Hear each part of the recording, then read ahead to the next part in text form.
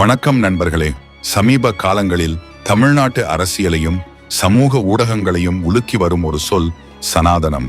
ஒரு தரப்பு இதை முற்றிலுமாக ஒழிக்க வேண்டும் என்கிறது, மற்றொரு தரப்பு இதுவே இந்தியாவின் ஆன்மா என்கிறது. தமிழ்நாட்டில் மட்டும் ஏன் சனாதனத்திற்கு இவ்வளவு கடுமையான எதிர்ப்பு இருக்கிறது? இது வெறும் அரசியல் கோஷமா அல்லது ஆழமான சமூக காரணங்கள் இருக்கின்றனவா? சனாதனம் என்று சொல்லப்படுவது உண்மையில் ஆபத்தானதா? அதே சமயம் சனாதனத்தை ஆதரிப்பவர்கள் முன்வைக்கும் நியாயங்கள் என்ன? இன்றைய வீடியோவில் எந்த ஒரு சார்பும் இல்லாமல் வரலாற்றின் அடிப்படையிலும் தற்போதைய சூழலின் அடிப்படையிலும் இந்த விஷயத்தை ஆழமாக அலசப் போகிறோம். வாங்க வீடியோவுக்குள் போகலாம். தமிழ்நாட்டில் சனாதன எதிர்ப்பை புரிந்து கொள்ள வேண்டுமானால் நாம் 100 வருடங்கள் பின்னோக்கி செல்ல வேண்டும். வட இந்தியாவை போலல்லாமல் தமிழ்நாட்டின் சமூக கட்டமைப்பு வேறு மாதிரியானது. 1916 உருவான நீதி கட்சி பிராமணர் அல்லாத மக்களின் உரிமைகளுக்காக தொடங்கப்பட்டது. அப்போதைய சென்னை மாகாணத்தில் கல்வி மற்றும் வேலைவாய்ப்பில் ஒரு குறிப்பிட்ட சமூகத்தினரே, அதாவது பிராமணர்கள், ஆதிக்கம் செலுத்தினர். பெரும்பான்மையான மக்களுக்கு வாய்ப்புகள் மறுக்கப்பட்டன.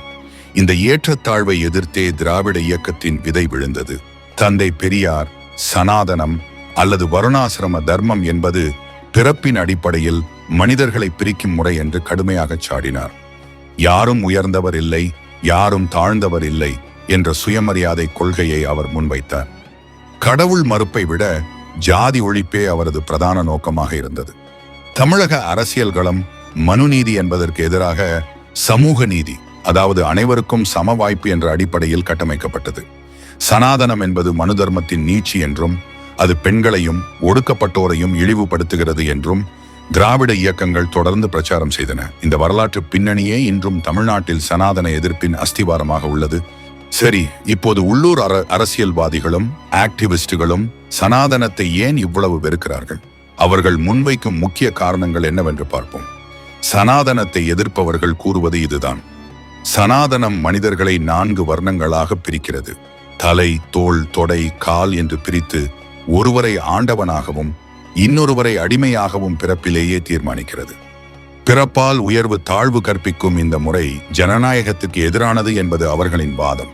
பண்டைய நூல்களான மனுஸ்மிருதி போன்றவற்றில் பெண்கள் சுதந்திரமாக இருக்கக்கூடாது என்றும் அவர்கள் ஆண்களை சார்ந்தே இருக்க வேண்டும் என்றும் கூறப்பட்டுள்ளதாக எதிர்ப்பாளர்கள் சுட்டிக்காட்டுகின்றனர். விதவை மறுமணம் மறுப்பு, உடன்கட்டை ஏறுதல் போன்ற பழைய நடைமுறைகள் சனாதனத்தின் பகுதிகள் என்று அவர்கள் நம்புகிறார்கள். சமூக நீதி, இட ஒதுக்கீடு போன்ற நவீன கால தத்துவங்களுக்கு சனாதனம் தடையாக இருப்பதாக கருதப்படுகிறது. எல்லோரும் சமம் என்று அரசியலமைப்பு சட்டம் சொல்கிறது. ஆனால் கர்ம வினைப்படிதான் நீ இந்த ஜாதியில் பிறந்தாய் என்று சனாதனம் சொல்வதாக விமர்சகர்கள் கூறுகிறார்கள்.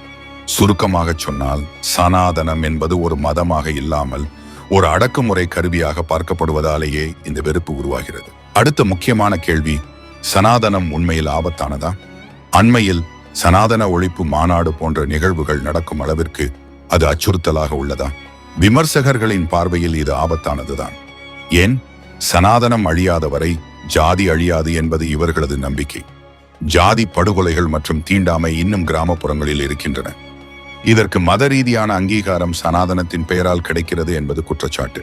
நவீன மருத்துவத்தையும் அறிவியலையும் புறந்தள்ளிவிட்டு பழைய நம்பிக்கைகளை திணிப்பது சமூக முன்னேற்றத்திற்கு ஆபத்தானது என்று பகுத்தறிவாளர்கள் கூறுகிறார்கள். ஆனால் நடுநிலையாளர்கள் என்ன சொல்கிறார்கள்? எந்த ஒரு மதத்திலும் காலத்திற்கு ஒவ்வாத விஷயங்கள் இருக்கலாம். அவற்றை சீர்திருத்த வேண்டுமே தவிர மொத்தமாக ஒழிக்க வேண்டும் என்று சொல்வது சரியல்ல என்கிறார்கள். ஆபத்து என்பது சனாதனத்தில் இல்லை, அதை தவறாக பயன்படுத்துபவர்களிடம்தான் உள்ளது என்ற கருத்தும் நிலவுகிறது. நாணயத்திற்கு 2 பக்கங்கள் உண்டு. சனாதனத்தை ஆதரிப்பவர்கள் சொல்லும் வாதங்களையும் நாம் நிச்சயமாக கேட்க வேண்டும். சனாதனம் என்றால் என்ன என்பதற்கு அவர்கள் தரும் விளக்கம் முற்றிலும் வேறுபட்டது. ஆதரவாளர்கள் கூறுவது, சனாதன தர்மம் என்பது ஜாதி முறை கிடையாது, இது ஒரு வாழ்வியல் முறையாகும். சனாதனம் என்றால் அழிவற்றது, நிலையானது என்று பொருள். அன்பு, தர்மம், உண்மை, அகிம்சை போன்ற மாறாத விழுமியங்களே சனாதனம். யோகா, தியானம், ஆயுர்வேதம் மற்றும் உலக நன்மைக்கான பிரார்த்தனையான லோகா சமஸ்தா சுகினோ பவந்து, அதாவது உலக மக்கள் அனைவரும் இன்புற்றிருக்கட்டும், இவையெல்லாம் சனாதனத்தின் கொடைகள். இதை வெறுப்பது நம் சொந்த பாரம்பரியத்தையே அழிப்பதற்கு சமம் என்று அவர்கள் வாதிடுகிறார்கள். இந்து மதம் அல்லது சனாதன தர்மம் நெகிழ்வுத்தன்மை கொண்டது. சுவாமி விவேகானந்தர், பாரதியார் போன்றவர்கள் சாதன தர்மத்தை போற்றிய அதே சமயம் ஜாதிய ஏற்றத்தாழ்வுகளை கடுமையாக எதிர்த்தனர். ராமானுஜர் போன்ற மகான்கள் தாழ்த்தப்பட்ட மக்களை கோவிலுக்குள் அழைத்துச் சென்றனர். அதாவது சனாதனத்திற்குள்ளேயே சீர்திருத்தங்கள் சாத்தியம். எதிர்ப்பாளர்கள் இடைக்காலத்தில் உருவான சில தவறான பழக்க வழக்கங்களையும், அதாவது ஜாதி, தீண்டாமை, மூல நூல்களையும் போட்டு குழப்பிக் கொள்கிறார்கள்.